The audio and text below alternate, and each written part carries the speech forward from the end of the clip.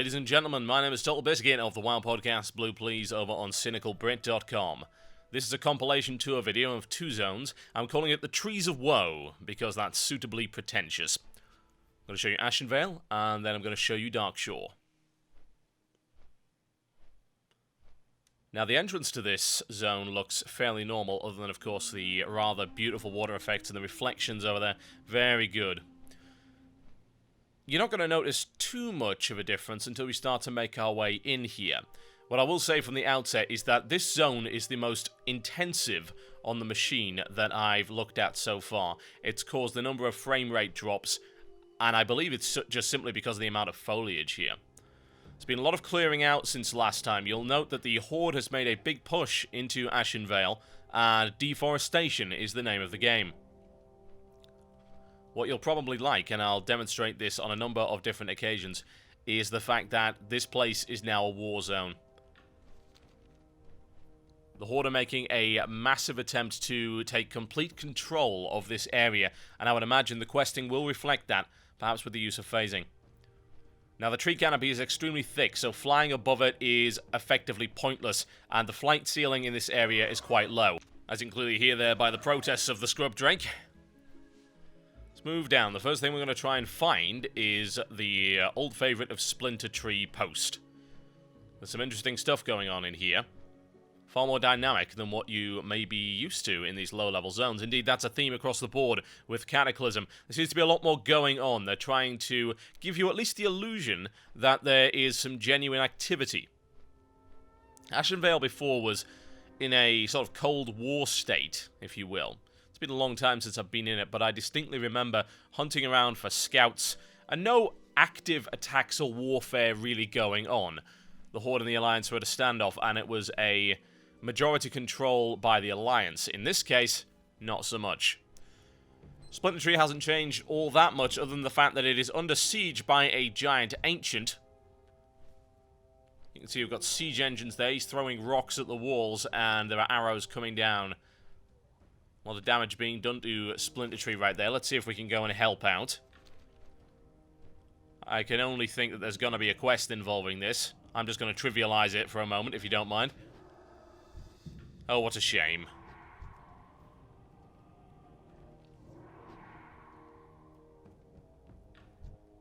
Right, now that's out of the way.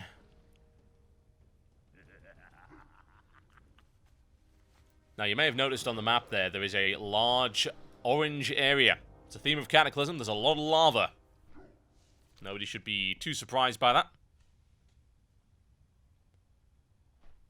Let's head on through the tree line. I say massive amount of foliage, really intensive on the computer here. Surprised that I'm managing to maintain the Fraps frame rate, but hey, there you go. I imagine it's always been like this, except you haven't been able to see most of it because of the way that the tree canopy works. When you're seeing it from the sky, it's a whole different story.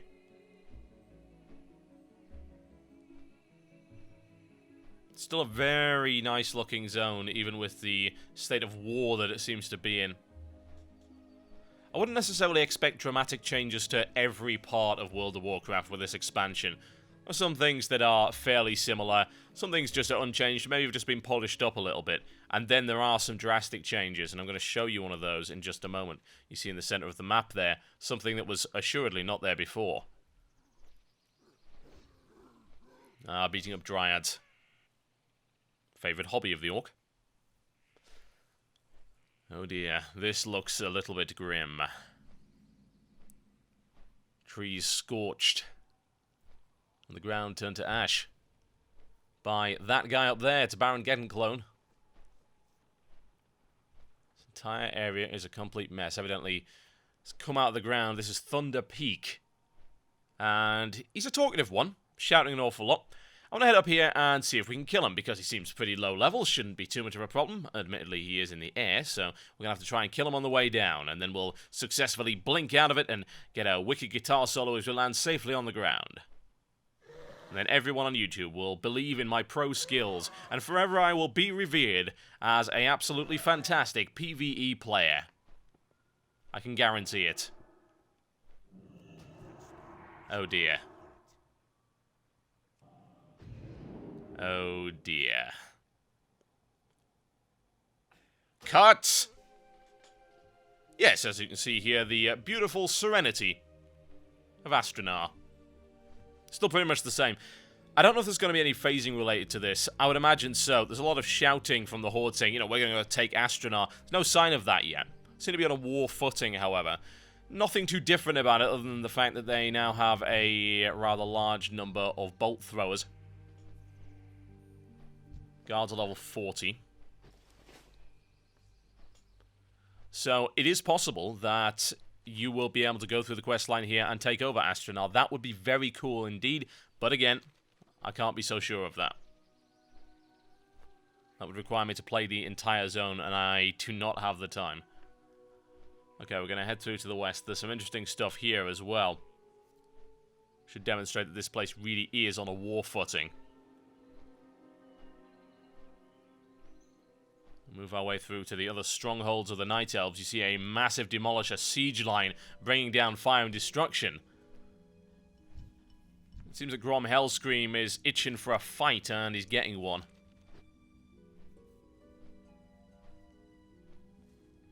Again, I would imagine phasing will come into play here. This is not just going to be static. At the end of the day, they came out with a fantastic new technology in the form of phasing, and I expect them to use it. Overuse it, even. I'm totally fine with that. The static nature of WoW's questing areas was always something that I found to be a little off-putting. Now, this is a fairly major change. You've got the Horde encampment here on the west coast of Ashenvale. It's been completely upgraded. It is now a major military port, as far as I can tell. Fly there through the metal gates. Cataclysm. Very good with the fire. Lots of upgrades to the way the fire looks. Music probably isn't final, considering, but there you go, building mighty Horde warships, and there's actually a fleet anchored off the side there. Nice stuff. The entire feeling that you get from the zones in this expansion is one of warfare.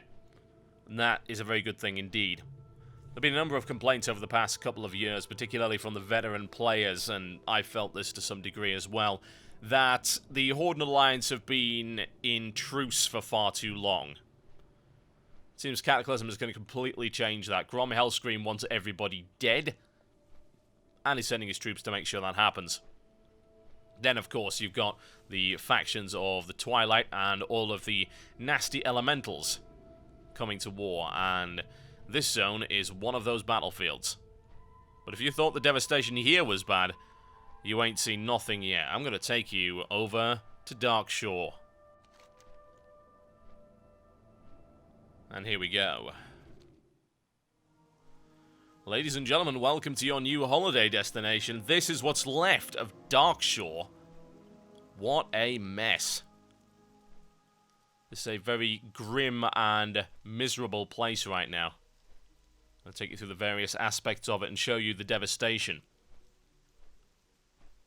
And the devastation ranges from splintered trees, you can see water and chasms all over the place, to the destruction of a major questing hub. Those of you who know this zone can probably guess what that is.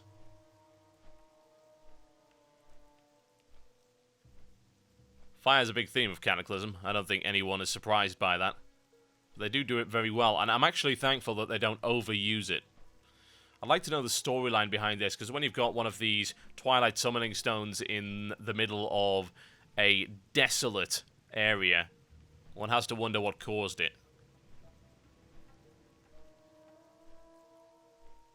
It's not pretty, folks. This giant typhoon in the middle of the zone. You can fly into this. Doesn't do you any damage. And I have to wonder if there's going to be anything related to this. Perhaps some kind of quest. Maybe you could stop the typhoon altogether.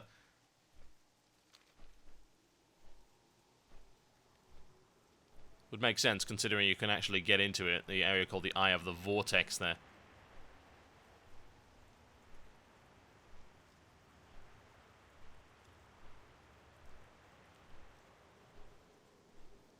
Now we're getting fairly close to a devastated area. Looking forward to showing you this one. Some people are going to be very happy that this area is gone. Some maybe not so much. All those nostalgic memories? up in smoke. This area has literally been splintered completely. You know, all of these rivers and, indeed, water just flowing in from the sea. Whatever happened here was fairly major.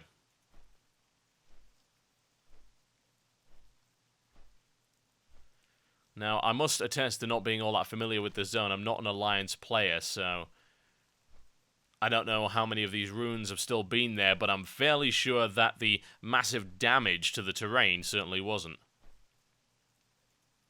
Get more of those summoning crystals.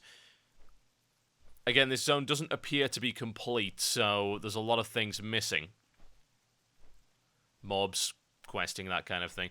This would appear to be an Alliance, not so much an Alliance-specific zone, but fairly Alliance-heavy, and wow, that was Oberdeen. Certainly past tense right now, completely flattened, and populated by air elementals.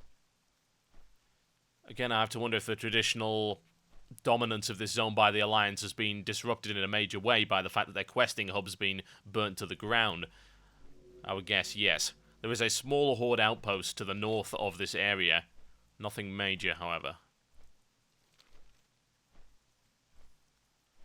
I'm going to go and check that out. I might take you along the coast in the meantime. There's a few things I'd like you to see there.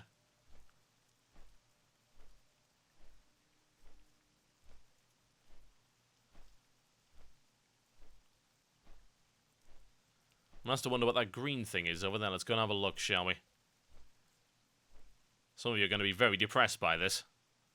Is that a carcass? Oh god, Nessie, no! Not you too! Ugh. This is a grim, dark time we live in. Cataclysm, not for the faint of heart. Now, the Alliance do maintain some presence here in the form of this Night Elf outpost over by the ocean, but it's hardly large, and it is also under siege. Cataclysm is, as far as I can tell, trying to give you the impression that in major questing zones, you're never entirely safe, even though that's mostly an illusion. You're in a constant state of war and battle for survival. Which is, honestly, a completely sensible thing to do, bearing in mind the modus operandi of this particular expansion. The two factions battling for control of diminished resources in a world that has taken massive elemental and, indeed, geological damage.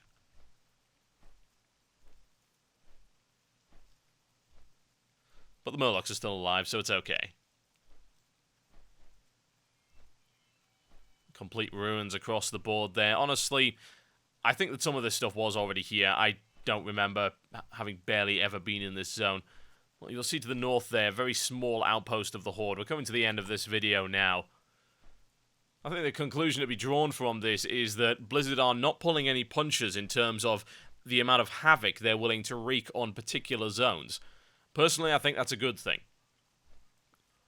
I will, in a future video, show you some of the zones that have actually been given life as opposed to death and destruction. There are quite a few, including, of course, Desolus, and I believe Thousand Needles has had some fairly major changes. But in the meantime, that was what's left of Darkshore. My name's been Totalbiscuit. Hopefully you've enjoyed this video, and of course I will see you next time.